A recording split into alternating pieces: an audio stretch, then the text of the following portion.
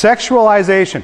What that is, and this is something that's very important, is the fact of placing a sexual label onto something is sexualization. In other words, when a guy looks at a girl and the first thought is a sexual thought, you have then placed a girl into a sexualization. You have placed her into the fact that she is a sex object. She's no longer a human being.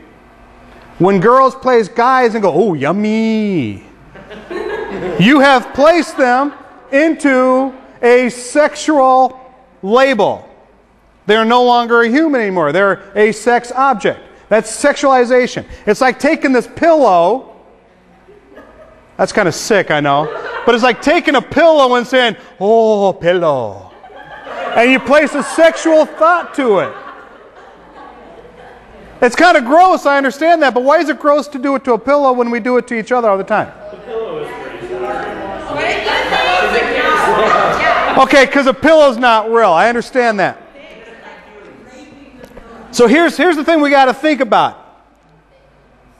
Have we bought into the world and society and advertisements ploy to say, because you're teenagers, because we're human, because we're sexual beings anyways, it's okay just to have sexual thoughts no matter what? Have we bought into the fact that when we get online, boom, when I get onto MySpace, the first thing that I see right there is a girl in a bikini saying, you want to talk with me tonight? I mean, that's the first thing that's right there. Now, what's it trying to do? It's trying to convince me that if I click on that, I'm going to talk to that girl. Okay? And that's not the reality. But it plays with our emotions, plays with our thoughts. It makes us want to then go, what's that all about? Let me check it out. And next thing you know, you get all these pop-ups coming up, and you go, ah, shut them off, shut them off, shut them off. Mom and Dad are coming. All right, you hear someone coming down the steps. You know, it's out there. We're all, none of us are immune to this.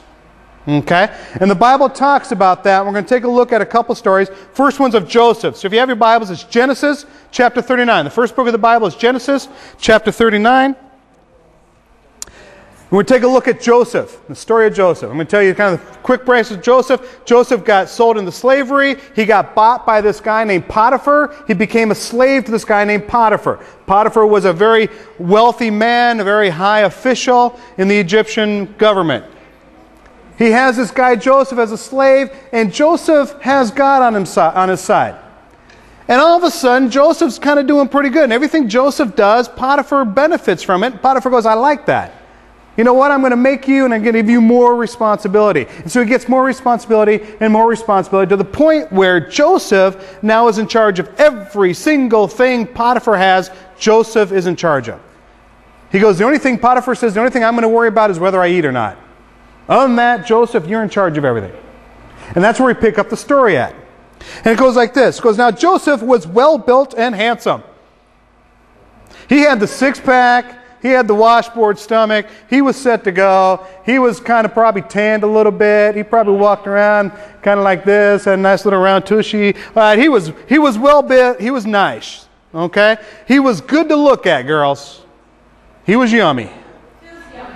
Joseph. I know you can't see him right now, but if you take a look at some of those pictures we saw, Joseph. All right? He looked good. Potiphar's wife enjoyed looking at him. Now, after a while, his master's wife took notice. After a while, Potiphar's wife went like this. Ooh, nice. And probably started to sing that, you know. Looking for some hot stuff, baby, tonight. Okay. I know, I'll never do that again. Now, we'll edit that out. Now, took notice. I want you guys to underline that if you got your Bibles. Underline that, circle that, think about that. Took notice. In other words, what she did, she didn't just kind of go, oh, okay, there he is. You know, that's Joseph. He's kind of handsome and he's good to look at. She went, oh, baby. Started to look him over and started to get these thoughts. instead of just looking at him as the slave and as the servant of the house, she started to look at him as a sex object. And then she turns around and says this. She took notice of him and said, "Come to bed with me." Now, I don't think it was just she went like this and went, "You, in bed now." No. I think she walked around and went, "Joseph." What is this? What's he going down this rib for? It'd be more... No! She wouldn't be touching the part. She'd be just kind of moving it down a little bit, kind of giving the impression, just like some of the advertisements that we see, the hands are in certain spots, they look a certain way. She probably wasn't wearing a nice coat. She was probably wearing something a little less than a nice coat. Okay? Something to where Joseph would look at her and go, "Okay, I've noticed you too." I know what's up. Okay? And so here's Potiphar's wife seducing. Points I want you guys to think about this. Points I want you to think. Number one, Potiphar's wife took the second look. It's very important to understand this. Shh. It's very important to understand this. When you take the second look and you start to desire something, you're falling into temptation.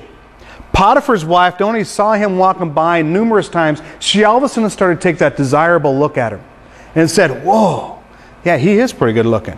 Maybe Potiphar wasn't paying her much attention. I don't know what the circumstances was, but all of a sudden she became the seducer and tried to get him to sleep with her.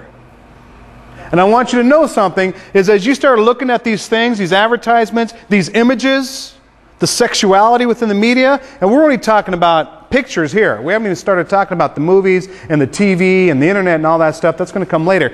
But just in these type, in just the magazines, when you start looking and your mind starts wandering into a sexual thoughts and stuff like that, Satan is there trying to seduce you into saying, "It's okay. It's okay." And that's the lie that Satan wants you guys to believe. So we need to be careful of that as it's seducing him. Now, as it's seducing him, Joseph has a choice. Okay? Joseph has a choice. Either I fall into the seduction and I go ahead and click on it and see what happens, or I do something else.